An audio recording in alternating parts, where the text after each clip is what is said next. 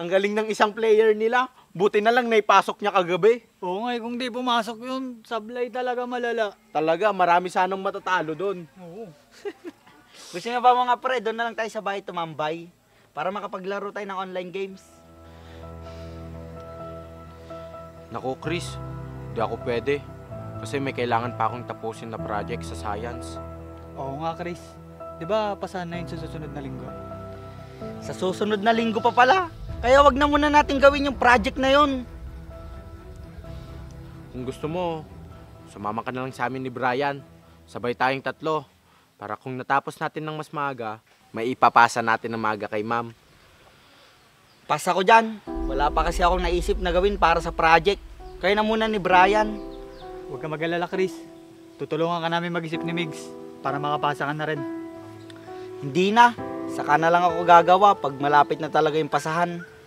Sige, ikaw bahala. Kilala mo naman yung teacher natin doon. Kapag hindi ka nakagawa ng pinapagawa niya, sigurado akong babagsak ka talaga. Ako pa. Hindi ako babagsak. Magaling kaya ako gumawa ng paraan. O sige na. Mauna na kami ni Migs sa'yo. Sige, Chris. Una na kami.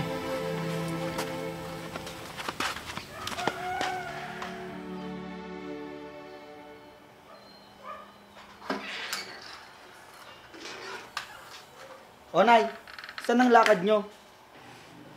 Naku, bigla kasi akong pinapasok ng boss ko. Dapat day off ko ngayon eh. Meron pala ako nilalabhan sa washing. Hindi ko na may sasampay. Baka kasi malate na ako. Ikaw nang bahala doon. Ano ba yan, Nay? Si ate na lang. Si ate na lang ang pagsampayin nyo nun. Wala yung ate mo, umalis.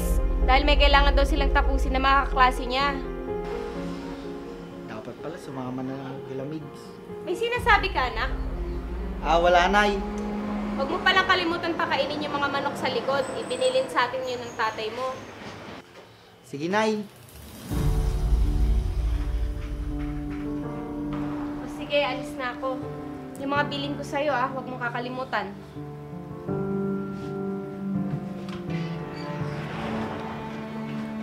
Lalaro muna ako. Mamaya ko na lang pakakainin yung manok ni tatay. Sakto, online yung mga barkada ko. Sayang, talo na naman.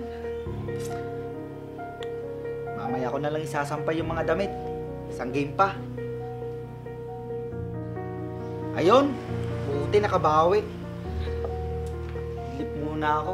Mamaya ko na lang gawin yung inutos ni nanay. Maaga pa naman.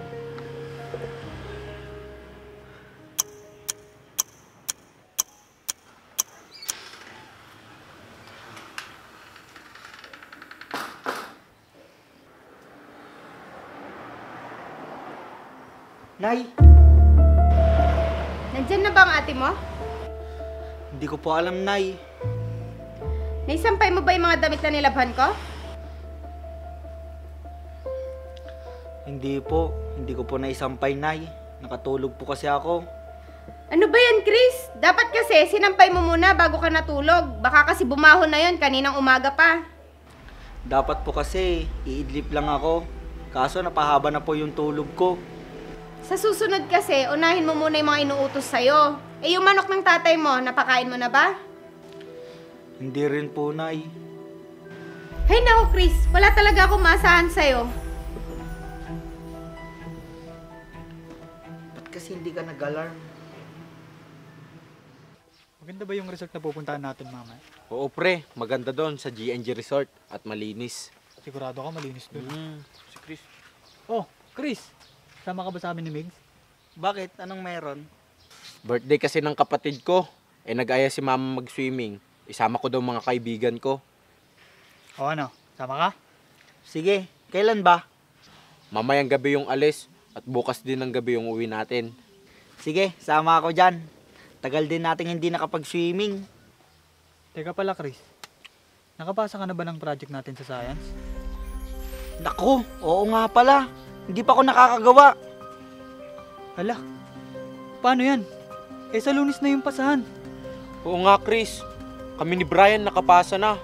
Sabi ko naman sa'yo, dapat sumama ka na sa amin nung gumawa kami ni Brian. Baka pwede nyo naman akong tulungan gumawa. Eh paano? Eh may swimming nga tayo mamaya. Nakakainis naman. Mukhang hindi pa ata ako makakasama sa inyo. Kailangan ko pa kasing gawin yung project sa science. Huwag ka mag-alala, Chris. Meron kaming dapat gagawin ni Migs. Kaso, hindi natuloy. Dahil kinulang na kami sa gamit. Oo nga, Chris. Bilhin mo na lang yung mga kulang. Tapos dagdagan mo ng mga detalye at pagandahin. Para may project ka na. Sige, salamat ah. Sa susunod na lang ako sasama sa inyo. Unahin ko muna yung project sa science. Sige, Chris. Pwede naman tayo ulit mag-swimming. Sa birthday mo. O kaya naman sa birthday ko. Oo nga, Chris. Marami pang panahon para dyan.